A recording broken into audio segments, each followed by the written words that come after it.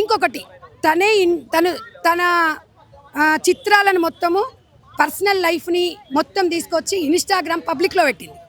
ఆ పబ్లిక్లో పెట్టినప్పుడు యూట్యూబర్స్ వచ్చి నన్ను అడిగారు, మీ స్పందన ఏంటంటే, ఒక మహిళగా 23 సంవత్సరాల నుంచి ఒక మదర్ ఫౌండేషన్ చైర్మన్గా నేను ఉన్నాను కాబట్టి ఒక బాధ్యతగా ఇలా ఉంటే బాగుంటుందని చెప్పాను. నేను అనసూయ పేరు ఎక్కడ మెన్షన్ చేయలే. తర్వాత రియాక్ట్ అయిన తర్వాత మాట్లాడా. మీరు చూడండి, శివాజీ గారు కానివ్వండి, నేను కానివ్వండి, అనసూయ పేరు ఎక్కడ తీయలే మేము. ఇవాళ ఈమె పబ్లిక్లో పెట్టి, ఇక్కడ పబ్లిక్లో మొత్తం తీసుకొచ్చి ఇక్కడ రోడ్డు మీద పెట్టేసి నన్ను ఎవ్వరు ఏమనొద్దు, నేను ఎలాగైనా ఉంటాను అంటే ప్రజాస్వామ్యంలో కరెక్టా అంటే ఇప్పుడు ఆమె కరెక్టేనంట. మేము నిండుగా ఉండు, పబ్లిక్లో పెట్టకమ్మా, నీ ఇంట్లో నువ్వు జాగ్రత్తగా ఉండు, నువ్వు ఏమన్నా చేసుకో తల్లి అని అంటే కేసులు పెడుతుందా? కేసులకు సందేహ భయపడుతుందా? కేసులే నాకేం భయం తమ్మి. నేను భయం ఉన్నది అయితే పోలీస్ స్టేషన్కి ఎందుకు వస్తా చెప్పండి?